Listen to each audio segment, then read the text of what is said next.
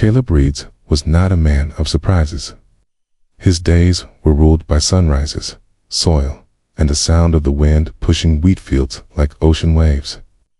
After his wife died 5 years ago, he found comfort in the rhythm of farm life, far from towns, cities, and their noise. On one quiet night, with stars glittering overhead and his old hound Dogmeat lying at his feet on the porch, Caleb saw something break the sky, a sharp, glowing streak of light tearing across the horizon, growing larger, brighter, and burning red as it screamed through the clouds. He stood up slowly, a cold tightness in his chest as the fireball slammed into the edge of his property, the thunderous crash that shook the earth and sent birds flying into the sky. The ground rumbled beneath his boots, and Dogmeat barked.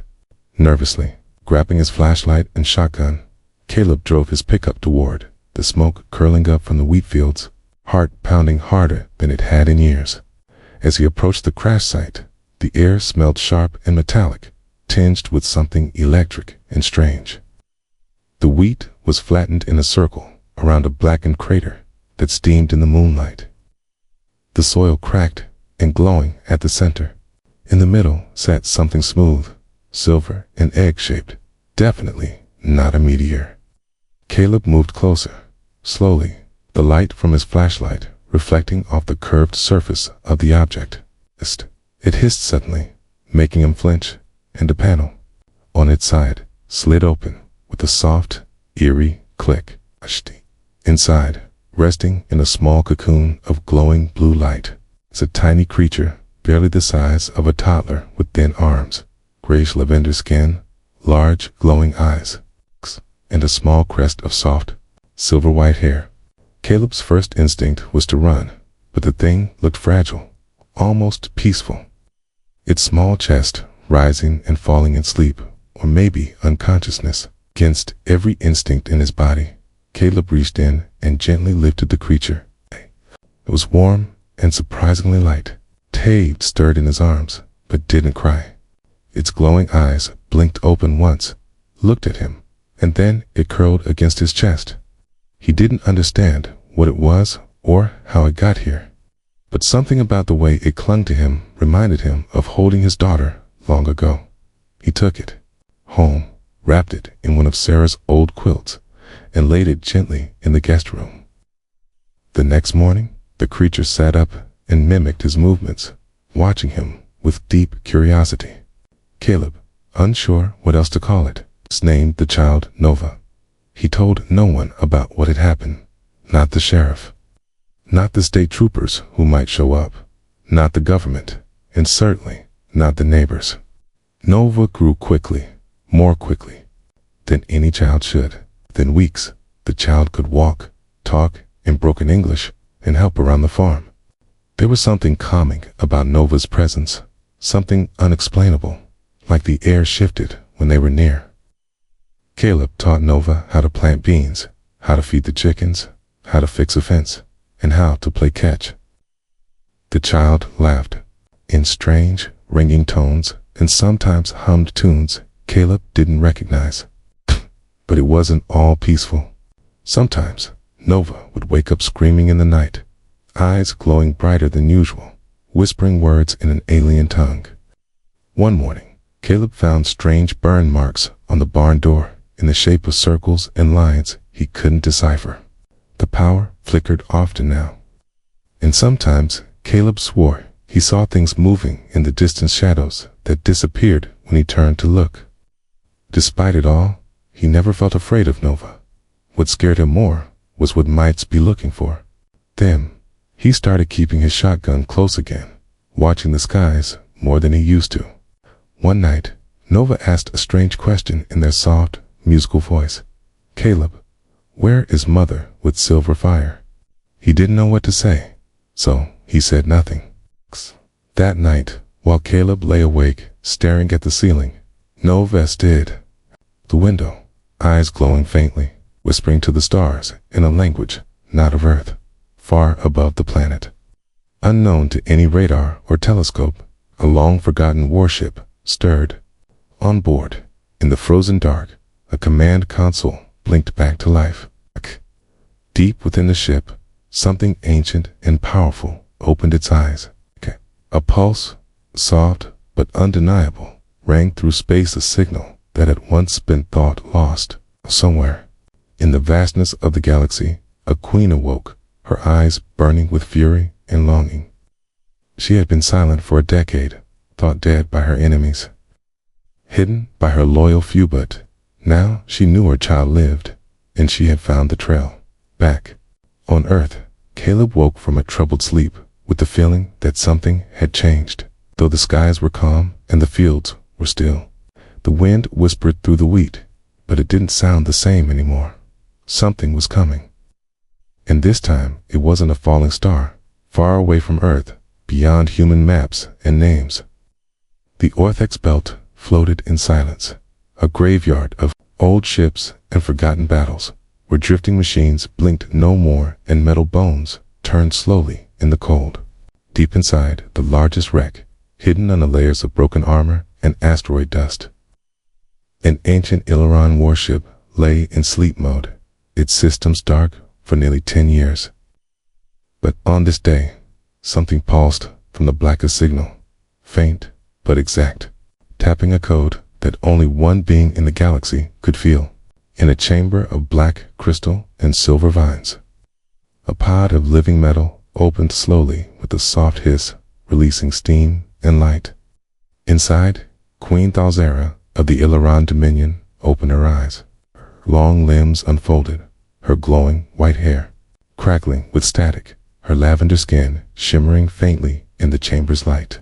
The connection she thought forever broken had returned, the bond between mother and heir, once severed by violence and betrayal, now beat again in her mind like a second heart.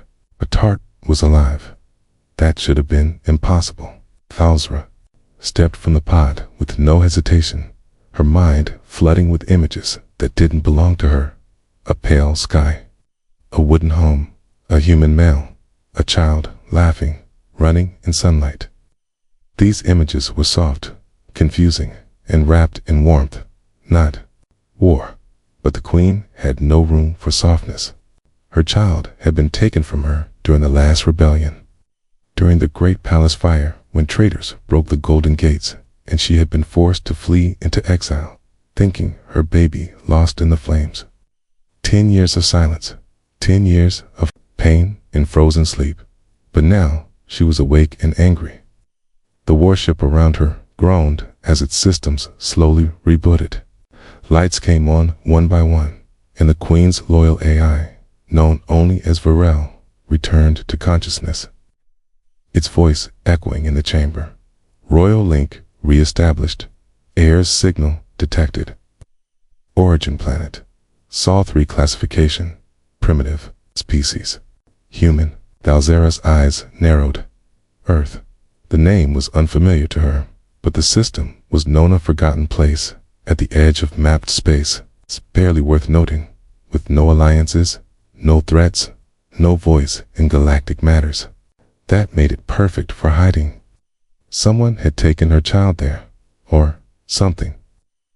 Thalzera raised her hand, and the command matrix responded, awakening the ship's engines with a thunderous hum.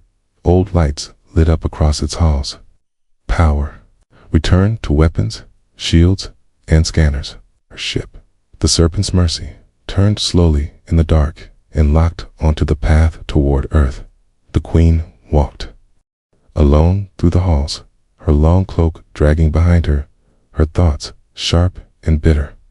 How had the child survived? Who had raised her? What had she become in the hands of apes who dug in dirt and breathed poison air? She would find out, and if harm had come to her daughter, the planet would burn. Meanwhile, on Earth, Caleb noticed changes in Nova. The child had grown taller, faster than normal, and her dreams had turned strange. She whispered things at night, names of stars, strange phrases, old memories of fire and screaming. One evening, she drew a perfect star map in the dirt with her finger, even though she had never seen a star chart in her life. Caleb watched with concern as Nova began asking questions he couldn't answer. "Why do I feel someone calling?" she asked one morning, her voice soft, her eyes distant. Caleb didn't know how to respond. He wanted to protect her, but he didn't understand what he was protecting her from. The world outside the farm still seemed normal, but he could feel something in the air. Like the wind had changed, like the quiet before a storm. Nova spent more time staring at the sky, and Caleb started locking the doors at night. Unsure who he was more afraid of, outsiders or Nova's past catching up to them. Across the solar system, Thalzar's warship passed Mars without being seen, cloaked in advanced stealth fields. Her ship fed her more data. Earth had no planetary defenses worth fearing, no space fleet, no shields. Its largest weapons were primitive. It was still divided by language, borders, and politics. She could take what she wanted, when she wanted. But her daughter mattered more than war. She ordered a signal, sent one single pulse, a mother's call across the stars. The same signal she had used when her child was born, when they were first linked by blood and mind. On Earth, Nova sat upright, in bed as if struck by lightning. Her eyes glowed bright blue, and she whispered in a voice not her own, "She's coming." Caleb ran to her room, saw her shaking, glowing, whispering in that strange alien tongue. He held her close until she calmed down. "Who's coming?" he asked. Nova looked up at him with tears in her eyes. "Mother," with silver fire. Caleb's blood ran cold. He stepped outside that night and looked at the stars, heart heavy. He didn't know what was coming, but he knew it would change everything. In orbit, the Queen's ship took a high position above Earth, still cloaked, still watching. Scans showed her daughter was not inside a lab or a prison, but a house in a field raised by a human. It made no sense. She expected soldiers or researchers, but found a simple man, a farmer, tending to crops and chickens. And yet, her daughter was healthy, alive, and happy. Confused, Thalzara held off on her landing. She wanted answers. She sent a small team, silent, swift, and elite, to observe. From the shadows, they approached the farmhouse at night, cloaked in light-bending armor, and crept close. One of them, out of curiosity or carelessness, reached out to touch the window. But before his fingers could make contact, Nova turned her head and stared directly at him through the glass. Her eyes flared white, and with a sudden shriek, a pulse of force exploded from the house, knocking all the scouts back across the yard, flattening grass in a perfect circle. Caleb ran outside, shotgun in hand, ready to fight, but there was nothing to shoot. The intruders were already gone, silent shadows fleeing into the woods. Nova stood barefoot in the doorway, hair floating slightly, eyes dimming slowly as she blinked. "They were here," she said. "They wanted to take me." Caleb nodded, jaw tight. "They won't," he said. "Not without going through me first." High above, Thalzara received the report. The scouts had failed. Her daughter had more power than she should have, awakened too early. And she had chosen to protect the human. Thalzara stared at the image of Caleb on her screen-weathered face, his firm eyes standing between her child and danger with nothing but an old shotgun and courage. It puzzled her, and yet, part of her respected it. But it didn't change her goal. She wanted her daughter back. It's not a pet of a primitive, not a lost heir among dirt. She would go down herself. She would speak to the human, She would take back what was hers. And if they refused, she had an army. She had fire, And she had waited long enough. The next morning on the farm felt strangely still, the kind of quiet that makes birds stop singing, and animals stay close to shelter, as if the world itself was holding its breath. Caleb stood on the porch, coffee cooling in his hand, staring out at the open field where Nova played just days before. Her laughter, carried by the wind, now replaced with silence and tension. He hadn't slept much. He kept the shotgun loaded and ready by the door, just in case those invisible things came back. Nova, no longer just a strange child from a starship, sat at the kitchen table, drawing symbols in the wood with her fingertip, symbols that shimmered faintly before fading. Her eyes were focused, but distant, like she was hearing voices Caleb couldn't. "They're close," she whispered, not looking up. "She's close." Caleb tried to act calm, though he felt like something was pressing on his chest with invisible weight. "Who is she? Nova. What does she want?" Nova didn't answer for a long time, then finally said, "She's my real mother." The words stung more than they should have, but Caleb nodded slowly. "And do you want to go with her?" Nova hesitated, her fingers curling into fists. "I don't know. I remember her. Fire and a crown and the sound of screams." Caleb swallowed hard and crouched beside her. "You don't have to go anywhere you don't want to. You're safe here with me." Nova smiled faintly, but her eyes said she knew it wasn't that simple anymore.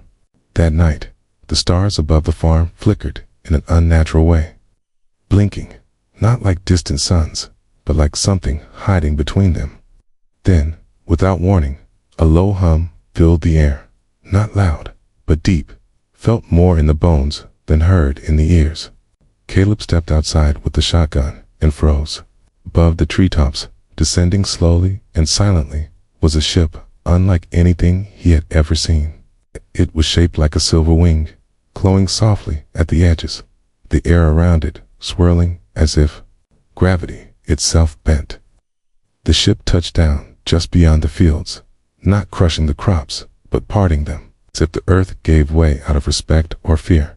A long ramp extended, and from the shadow stepped a tall figure wrapped in flowing robes of dark silver, her pale skin glowing faintly. Eyes like white fire, and hair that seemed to move as if underwater. Queen Thalzera had arrived.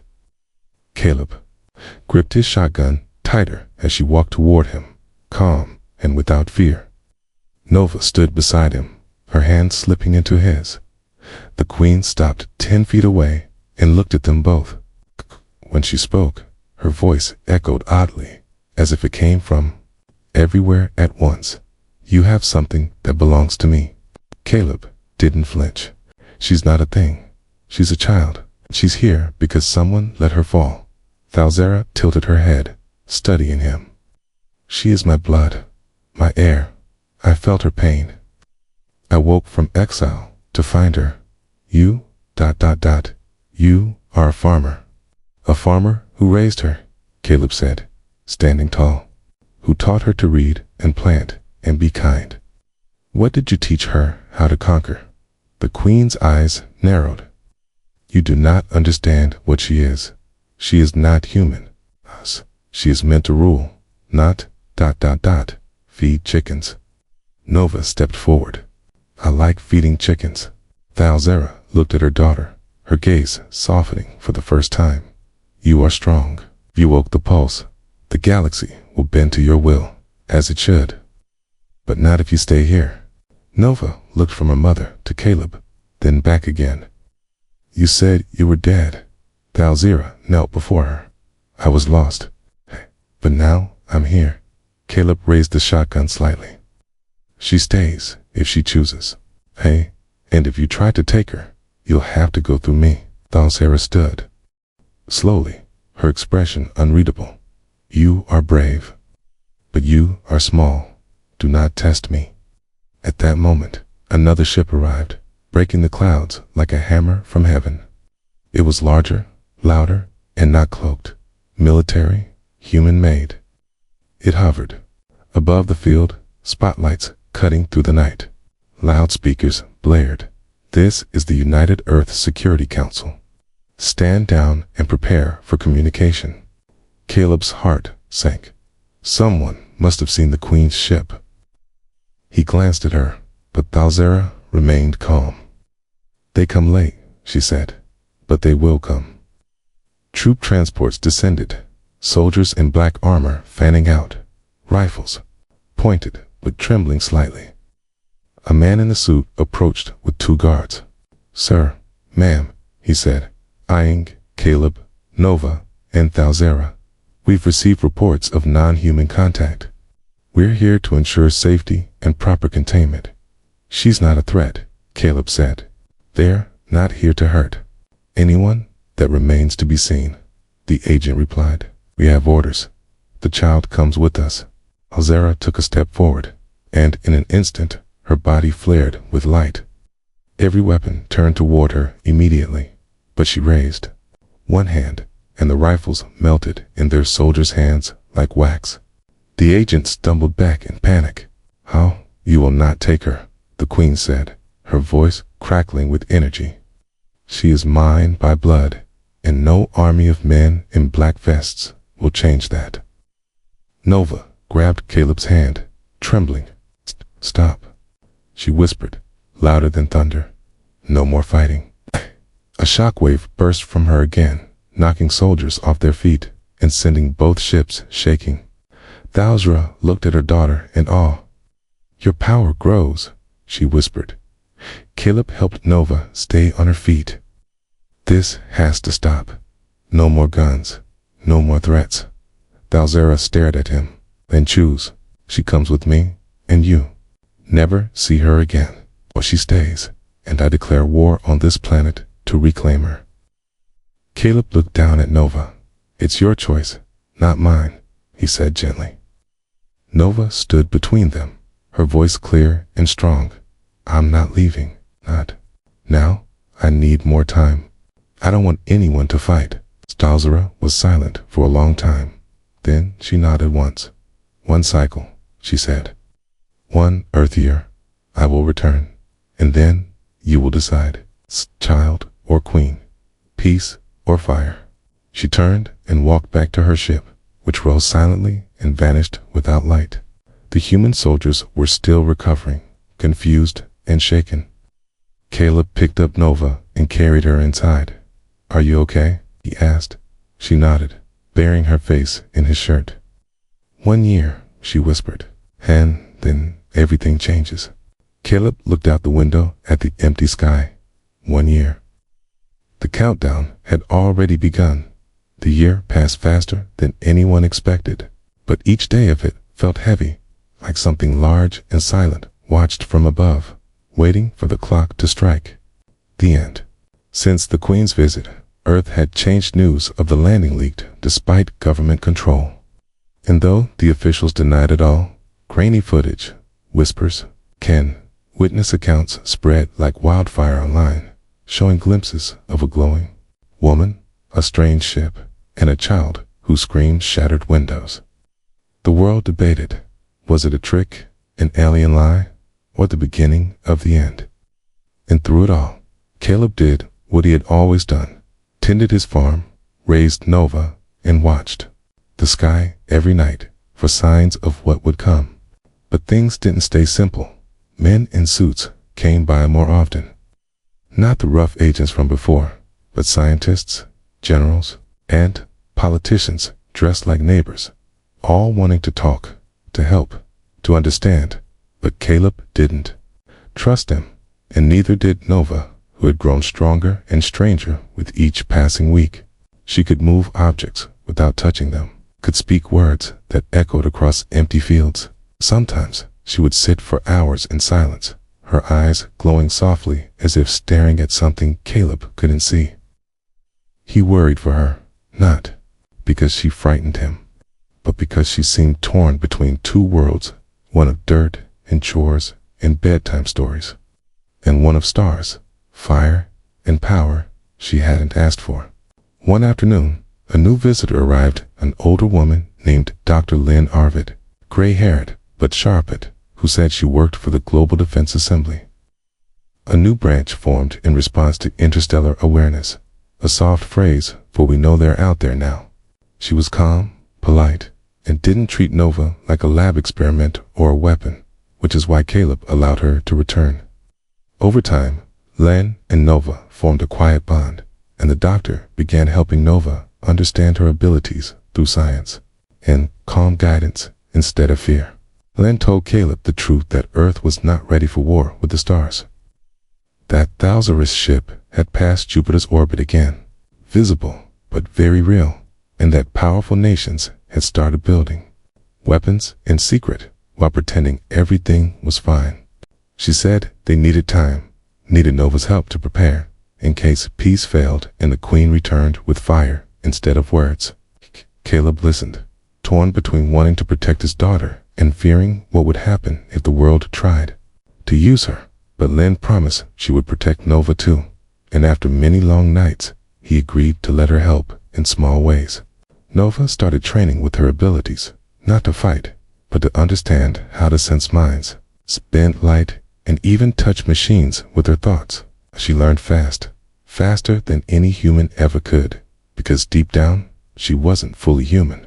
And as she grew into herself, her memories began to return, not all at once, but in waves, flashes of a golden palace, voices calling her High Spark, guards falling under red light, and a soft hand pulling her from fire before everything turned to black.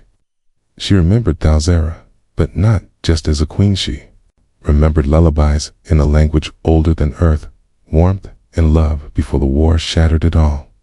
These memories hurt because they made the coming choice harder, and Nova began having dreams of two paths, one where she wore armor and flew through stars, and one where she stayed on the farm and grew old beside Caleb, both beautiful, both painful.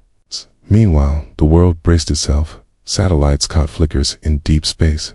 Strange frequencies echoed across the poles, and some whispered that other alien empires were watching, waiting to see if humans would stand or fall. When the Queen returned, Earth's leaders gathered in secret, and from their fear, they built something new. Project Emberwall, a hidden defense station in high orbit. It's powered by experimental energy weapons designed with Nova's help. She didn't like giving them that knowledge, but Lynn reminded her that peace meant preparation too.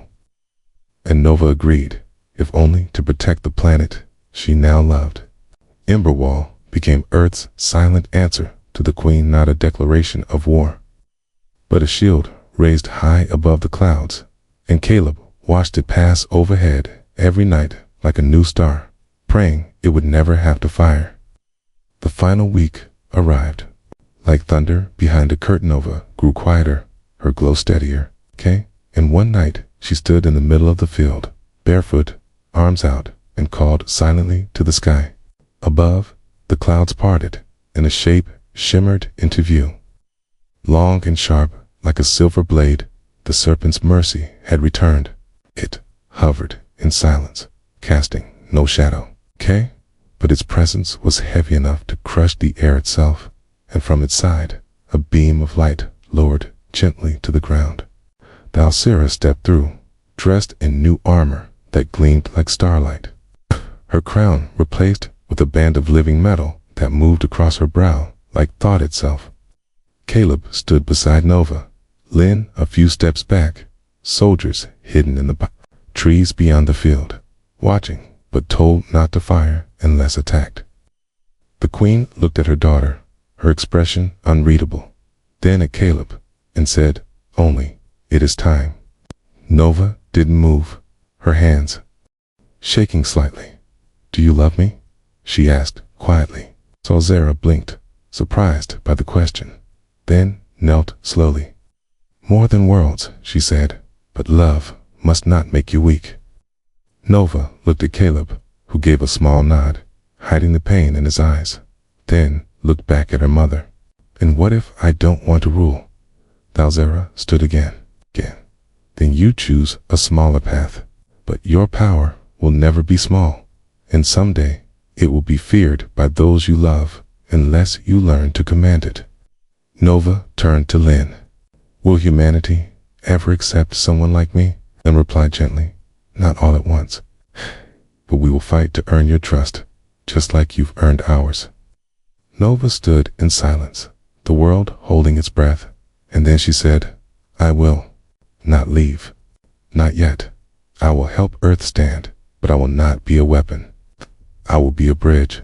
Thousaura's face darkened.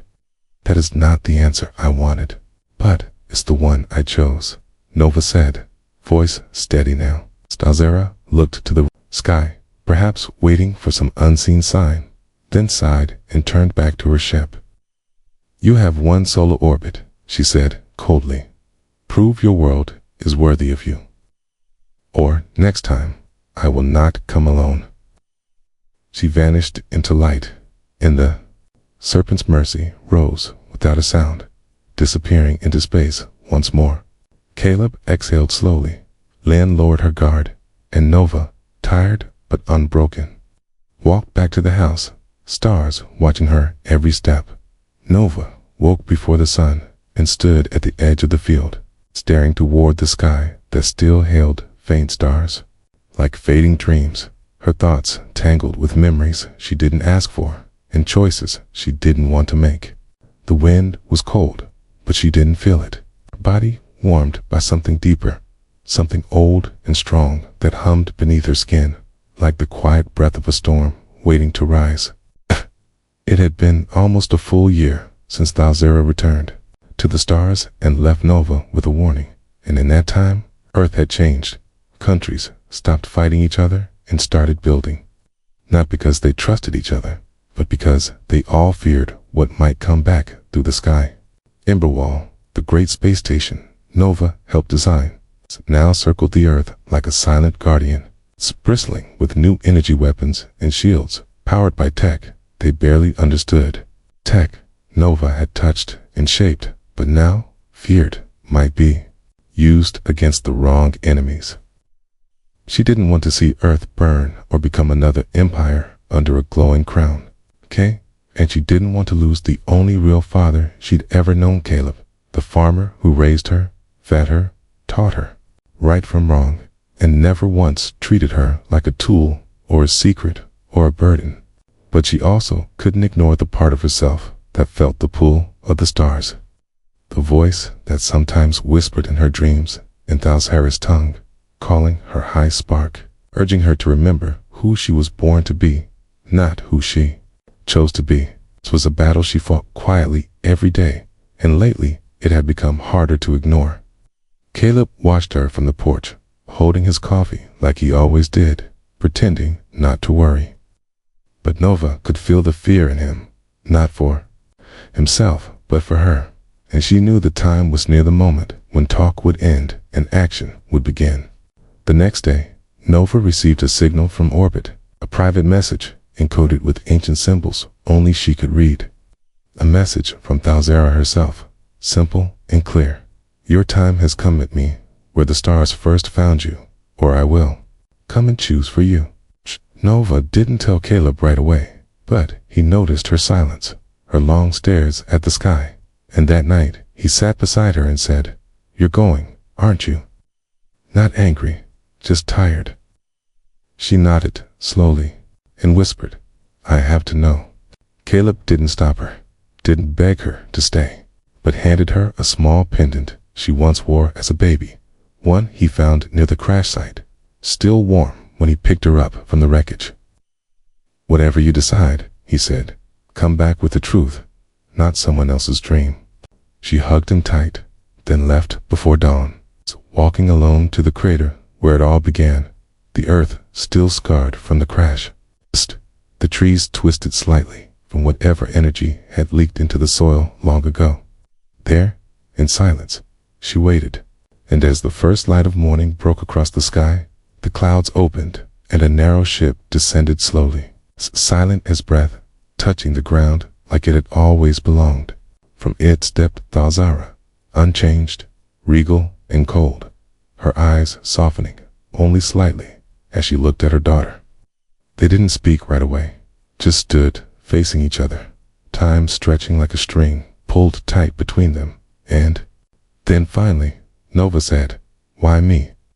The queen tilted her head, her voice calm and deep, "Because you are the last spark, the only heir to what I built, to what I lost my daughter and my kingdom." Nova shook her head. "You left me to die." Thalzara flinched slightly, then answered, "I hid you to save Yubi, 'cause they turned against me, my own people, and I thought I'd return sooner, before the stasis broke. Nova clenched her fists, trying to believe her, trying not to cry. You say I'm meant to rule, but I don't want to rule. I want to live. Thalzera stepped closer. You can live on your terms, but if you choose Earth, they will never see you as one of them. They will use you until they fear you, then fear you until they destroy you. Nova looked away, knowing part of that. It might be true, thinking of the generals who already whispered of what she might become. And if I go with you? She asked. Then you will rise, Thalzera said softly, above them all. Beyond fear, beyond war, you will shape the galaxy, not hide in its shadow. Nova stood between two worlds, one full of soil and sun and love, the other made of stars and silence and power. She remembered feeding chickens with Caleb, and she remembered floating through memory in dreams she never lived. Then she asked, and what if I choose neither? The Queen's eyes narrowed. Then the galaxy decides for Yuan, you will have no voice in it. Nova took a deep breath and reached inside herself, not for her mother, not for Caleb, but for her own truth, and she found it, strong and steady and burning, not with rage, but with hope. I will not run, she said, her voice shaking the trees, and I will not rule though for I choose to be something new. The air shimmered as her power awakened fully, not as weapon, but as light. Wrapping around her like armor, rising from the ground like roots and wings. Thalzera stepped back, eyes wide, not in anger, but in awe, as if seeing something she never expected her daughter, not as heir or tool, but as a true spark of something greater. So be it, the Queen whispered, but know this, the stars are watching, and not all are kind. Then she turned and vanished into her ship, which rose into the sky like mist, leaving Nova alone in the silence once more. She stayed there until nightfall, staring at the stars, not as a child lost or a queen crowned, but as someone reborn with her own path, ready to shape her future, not from fear or duty, but choice. Nova stood beneath the stars again, but this time she was not a child, lost between two worlds. She was a bridge between them, soul shaped by soil and starlight, and though the night around her was quiet, the silence held a weight like a breath before something big. A full month had passed since Thalzera's last visit, and Nova had not heard a word since, but she felt something growing in the deep sky, as if forces were gathering just out of sight, waiting for her next step. She returned home to the farm without drama or lights, just footsteps on dirt and a warm hug from Caleb, who said nothing but made her favorite stew that night, as if she had never left. The world, however, had changed again. Governments were tense, news channels buzzed with rumors of alien fleets, secret meetings, and hidden weapons.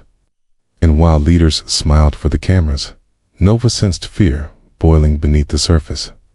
Emberwall had been upgraded twice already, now carrying energy nodes Nova had helped design, though she warned them not to rely on fire alone. Even so, warships floated in low orbit like sharks beneath the waves, silent and sharp, and humans whispered about evacuation drills and planetary defenses. Lynn came to visit often, asking for Nova's thoughts, seeking guidance from the only being who had stood before the Queen and lived. And though Nova shared what she could, she refused to become a weapon or a puppet, saying only, prepare your hearts before your guns. Still, tension grew, and it became clear something was coming. Something bigger than any of them had faced. Then, one morning, it happened. Every screen on Earth flickered at once, showing the face of Thalzera, no longer just a queen, but a commander, wrapped in glowing armor, her eyes calm, but her words sharp as ice. Your world stands at a crossroads. Submit and rise under my protection, or stand alone when the galaxy arrives to test your worth. The message ended without further detail, and panic erupted across every border. as leaders scrambled for unity and soldiers readied for war. But Nova, watching from her porch, felt something deeper, warning, not just from Thalzera, but from what lay beyond her, ancient powers now stirred by Earth's awakening presence. 2 nights later, Thalzera's ship returned, not in secret, but in the open sky of a mountain range in neutral territory, where she landed without violence and requested only one meeting with Caleb and Nova. The world held its breath, unsure whether to strike or wait, but Nova agreed to go. And Caleb, though silent, packed his old coat and came too, saying only, "I've stood beside you this far, and I won't stop now." They traveled by craft, escorted by drones, through skies crowded with tension, and when they arrived, the queen waited alone at the edge of a wide plateau, the stars behind her like a crown. She looked older, not in face but in presence, as if the weight of ruling a fractured galaxy had finally reached her bones. And when Nova stepped forward, Thalzera didn't speak immediately. She looked at Caleb, then at her daughter, and said, "This is the last time I will ask, come with me, Nova, and together we will stop what is coming.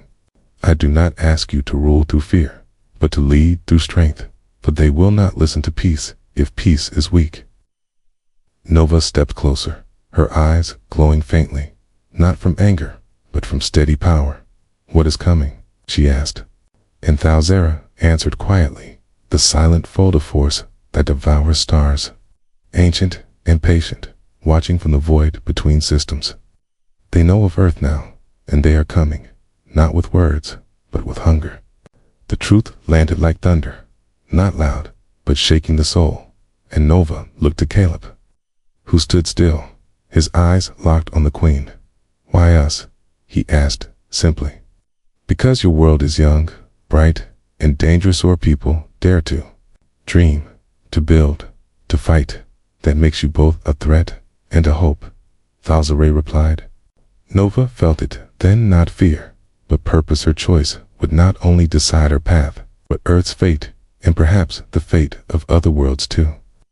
"If I go," she said slowly, "I go as myself, not your heir, not your weapon, not your tool, but as Nova, born of 2 worlds, fighting for both."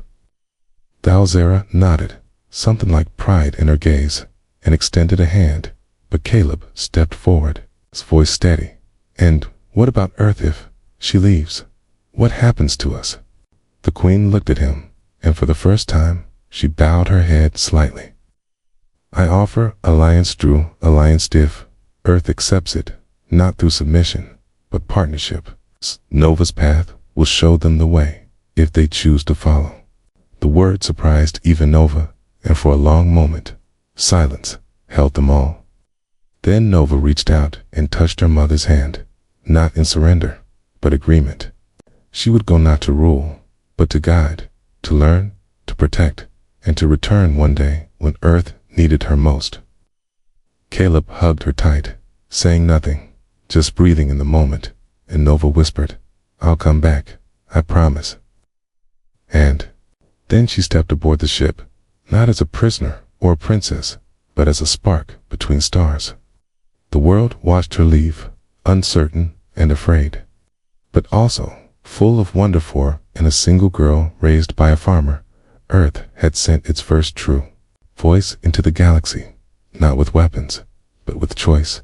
And though the stars held danger, they now also held hope.